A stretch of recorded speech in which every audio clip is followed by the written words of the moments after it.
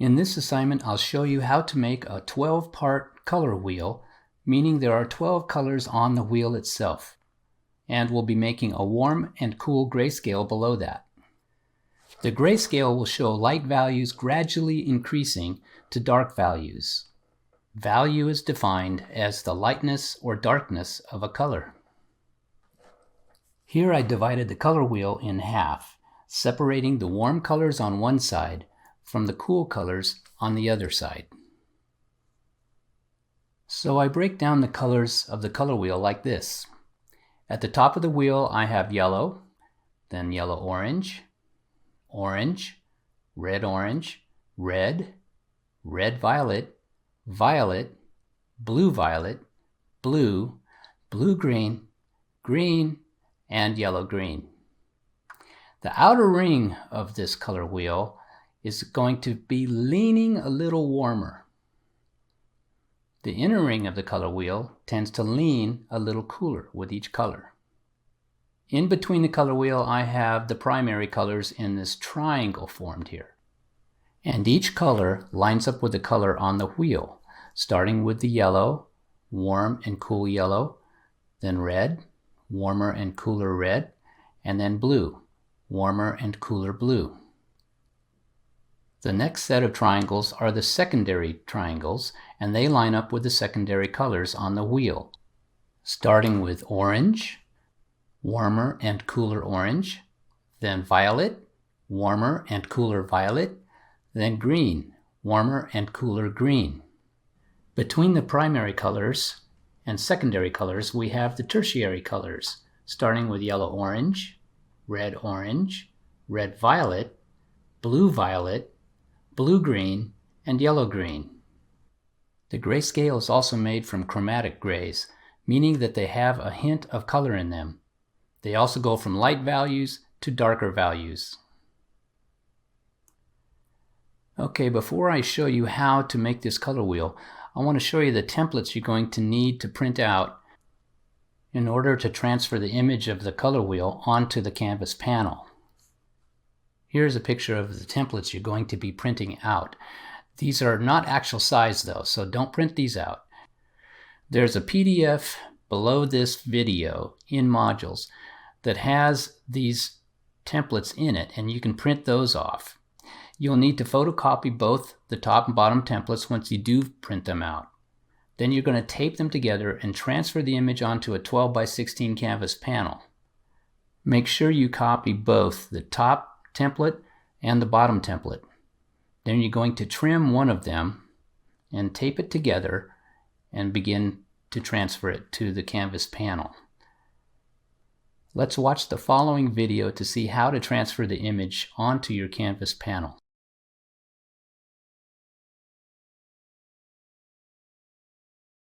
We're going to do a color wheel on a 12x16 canvas panel. It'll have primary colors, secondary colors, and tertiary colors. And we're also going to put a 9-value grayscale on it. So let's get started. Okay, first thing we're going to do is we're going to take and copy two templates. And there are 2 pages, like you see here. You're going to copy the top template and the bottom template. It'll be just 2 pages like this of papers. And I'm going to have you tape them together so that this circle lines up as much as possible. It doesn't have to be perfect, but you want it to line up relatively good. And so just something like this. Then you're going to turn it over after you get it lined up and tape it so it stays in place. Try not to tape over these lines. You're gonna, after you get it in place like this, you're going to turn it over and you're going to trace around the circle with some just pencil. Just pencil, get all the way around the circle like this. Okay, get all the way around, cover the whole backside and also this area down here. This is going to be the grayscale. Okay, and then we're going to turn it over and you're going to line it up onto your canvas panel. You want to try to line it up so that it's nice and even, relatively even on here. Same distance from here to here as here to here. Let me get it a little bit more even. Okay. Same distance relatively from here to here as it is from here to here. And try to get it straight on the bottom like so as well. Once you have it pretty much in position,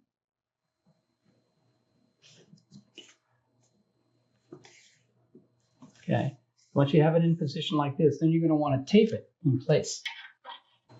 Okay, now I've got it taped pretty much where I want it. Put another piece here. The only reason I'm taping it right there is because I don't want it to slide around on my canvas panel. Okay, now I'm going to trace the whole circle.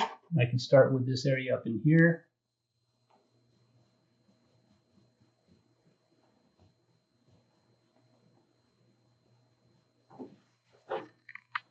Okay.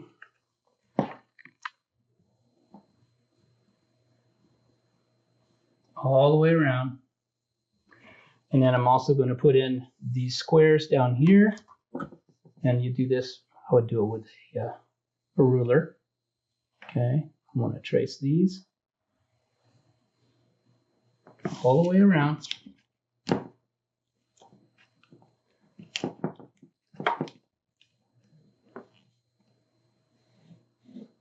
Okay, so make sure you go all the way around your whole color wheel, tracing all the lines, maybe a straight edge for just these straight lines. But you can just do it by sight when you do these curved lines here. Okay, go all the way around your color wheel, get this traced, and then I'll show you what to do after that. Okay, so I've traced my color wheel and also my grayscale. And one thing I want to show you before you take the paper off to see your transferred image, what I want you to take a look at is I took and divided each one of these little 12 sections, divided it in half from here to here. It's about 1 1/16, 1 1/16 of an inch to the midpoint. And so I made a mark all the way around, halfway on these straight lines, all the way around, because we're going to divide this circle in half. And then I also made a mark halfway from here to here, on here and on here, so that when I take this off, I'm going to divide this in half down here, and I'll divide the circle in half as well. Okay, so let's go ahead and take it off, see what it looks like. Make sure you do that before you take this off. Okay, so there's my transferred image. You can see it's not exactly perfect. I'm going to show you one more thing here as I take this off. Okay, here are my 2 pages. Once I take them apart.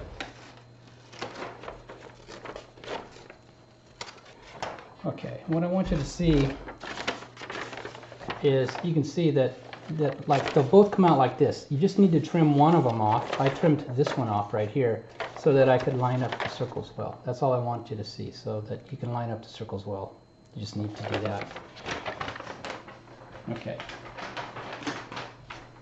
Okay, so at this point, this is what I'm talking about. So here are my marks that I left here. So I know I can go in here, and this, you could even eyeball it if you want to, or find a plate or something. Just kind of make sure you kind of keep that arc going of the circle a little bit as you go. It doesn't have to be perfect. Okay, this line here, looks like I missed one. You can barely see it. I must not have had.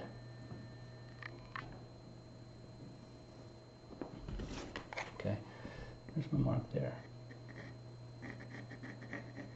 So you're going to go all the way around and divide each one of these in half. Now on the 12 parts of this color wheel, what we're going to have is we're going to have on the outside, we're going to have a warm color of each one of these. And on the inside, it'll be a little bit of a cool color, just leaning, okay, not completely, but just leaning cool, leaning warm. Show you how to do that. And on the grayscale down here, you're going to divide this in half. Here are my marks. Okay, so I can take a ruler and literally just divide this in half. Okay, so now I've got this grayscale divided in half also. So I'm going to have from lightest to darkest, I'm going to have a warm gray or a warm black and a cool black. So I'll have one row of cool black, one row of warm black. So we'll learn how to do that as well.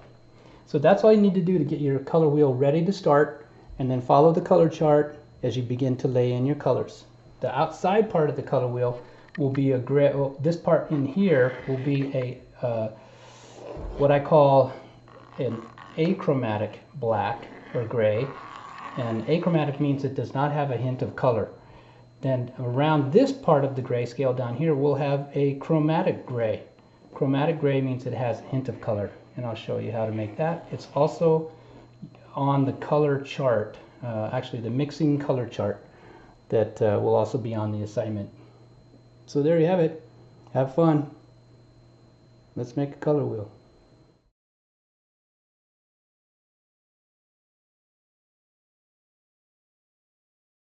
Here are the mixing formulas for the colors you'll be putting on to the color wheel. You'll be putting on warmer and cooler versions of each color. So it's pretty detailed. I do have a shortcut on here. And in this shortcut, I just basically say that if you just add white to any color, it will cool it down slightly. So this is kind of a shortcut, especially if you're limited on the colors that you have to work with.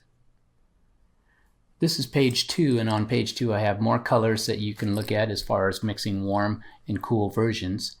And surrounding the color wheel, you've got a achromatic gray, meaning that there's no hint of color. To make an achromatic gray, you're just mixing generic black and white right out of the tube.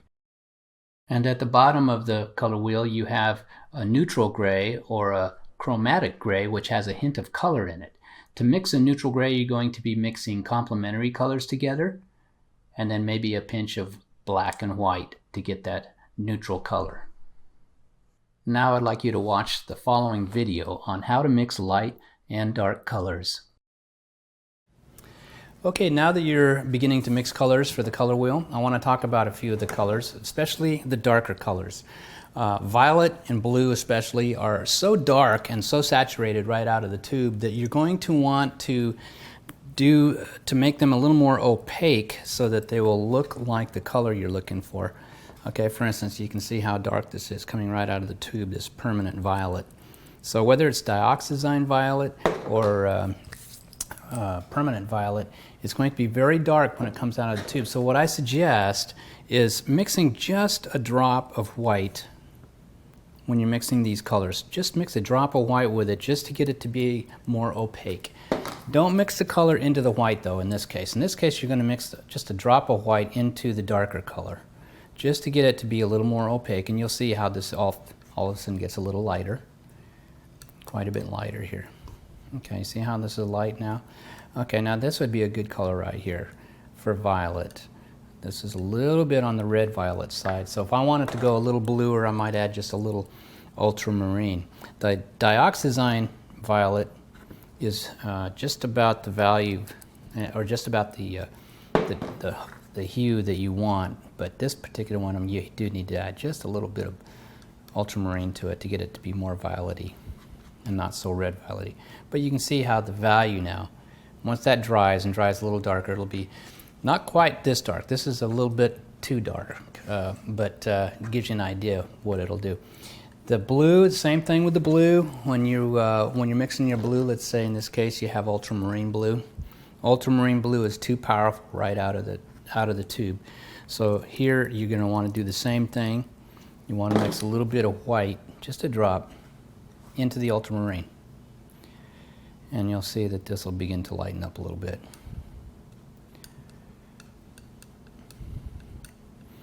Okay, see what I'm talking about? Okay, so once that dries, it'll actually turn into a nice blue color on the color wheel.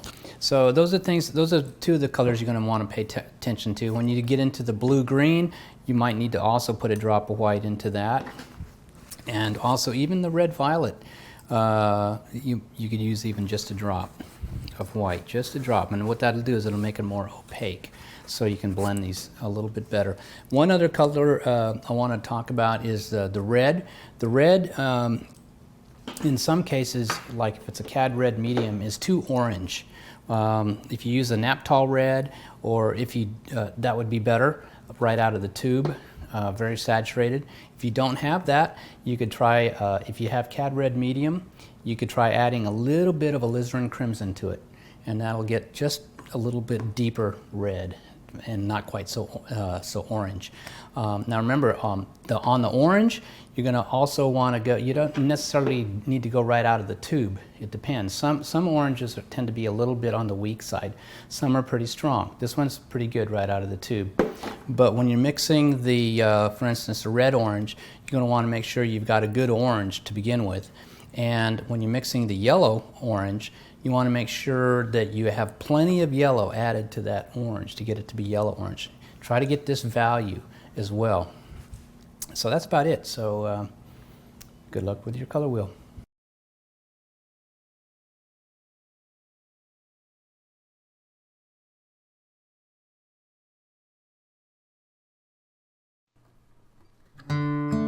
If this lesson benefits you, please consider making a donation to Painter for Life, as your donations are greatly appreciated and really help me in promoting artwork and art curriculum that glorifies God and His beautiful creation. God bless you.